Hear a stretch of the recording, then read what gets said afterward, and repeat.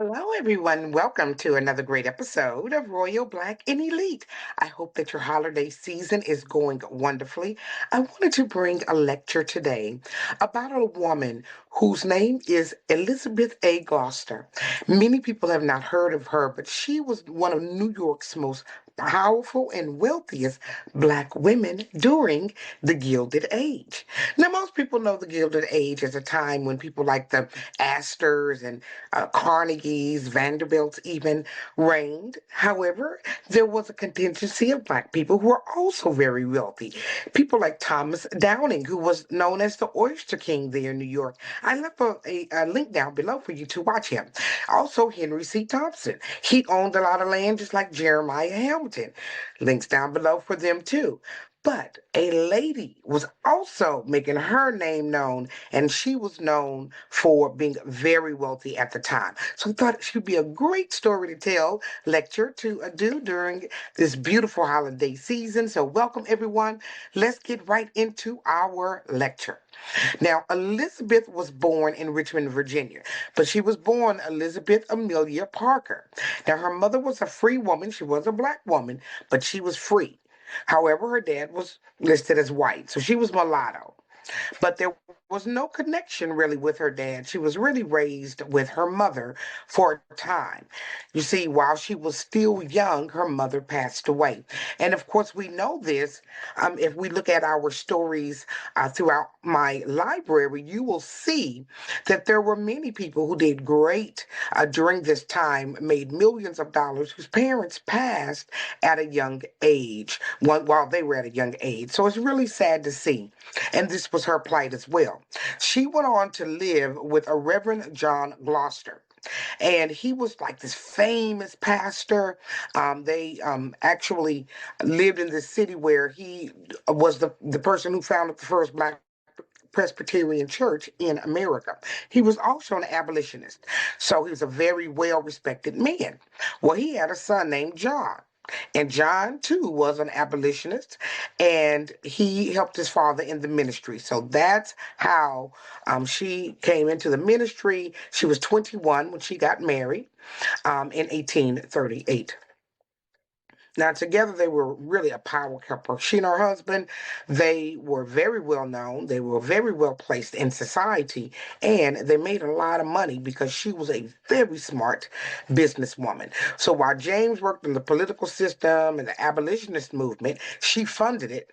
And the reason she funded it is because she operated 15 boarding houses in New York, even though they lived in Brooklyn.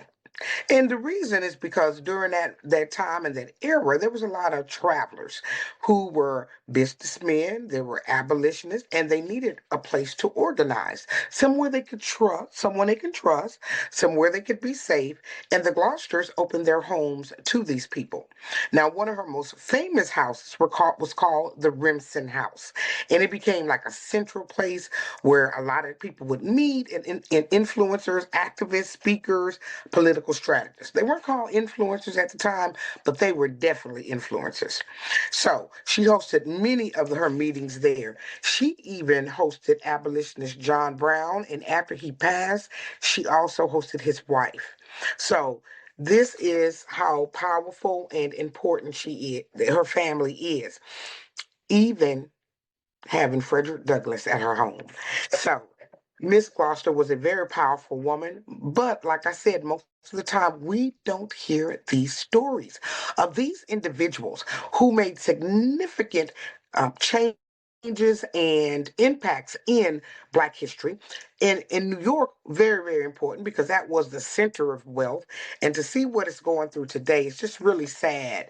And so, do you all know any Gloucesters? She owned a lot of real estate, the family did, across Brooklyn, and also there in Manhattan. So she really was a great landowner, and she also owned homes. So she went from just renting and operating boarding houses to actually owning homes as well.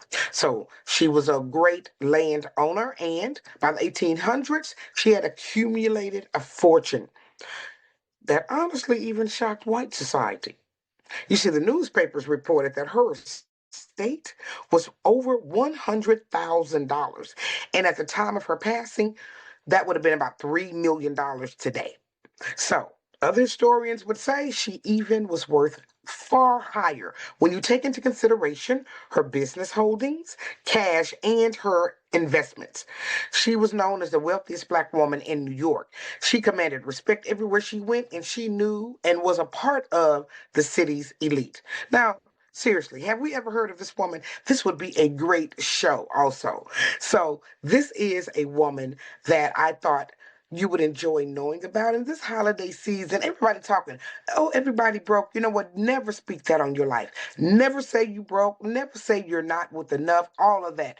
Bring your needs to the Lord. I'm not saying be delusional, but do not receive and accept in your life being broke. This young lady here was a mulatto, and we know at that time period, unless your daddy was filthy rich, you weren't going to have a good ending.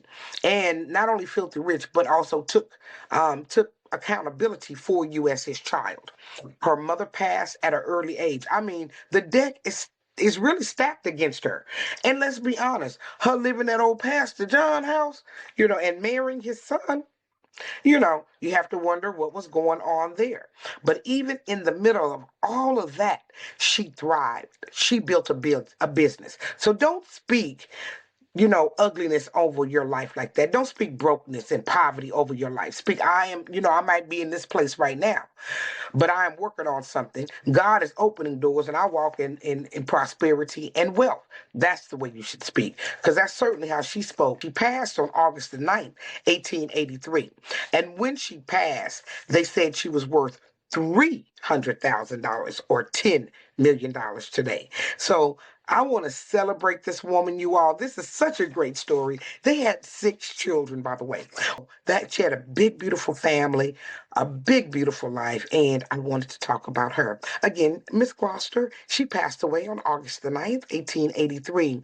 She was preceded in death by her husband, James, and she managed the estate after he passed, almost tripling it. I mean, she grew it after he passed, and she left all of her money and assets to her children after she left the earth. So that is the story of such a wonderful woman, Miss Elizabeth A. Gloucester. Have you ever heard of her there in New York? Do you all do any type of honoring to this woman's life and to her legacy? I'm sure if she had 6 children, I know she has to have some family left there. And if you're there and you're her family, would you please put a comment down below? I'd love to know that. And if you're in real estate, are you making money from real estate? We have to teach each other, and we have to be inspired and encouraged by each other. So I hope this story encouraged you in this holiday season. I want to thank you all for joining me. As you know, my lectures are always for educational and entertainment purposes only, and the Fair Act use is in effect. Now, click on down below. I'll mention some other names: Thomas Downing, Jeremiah Hamilton. Definitely click on down below so you can learn and continue to learn about history, our royal, black, and elite history. So thanks for joining me, and I hope that you have a wonderful rest of the holidays.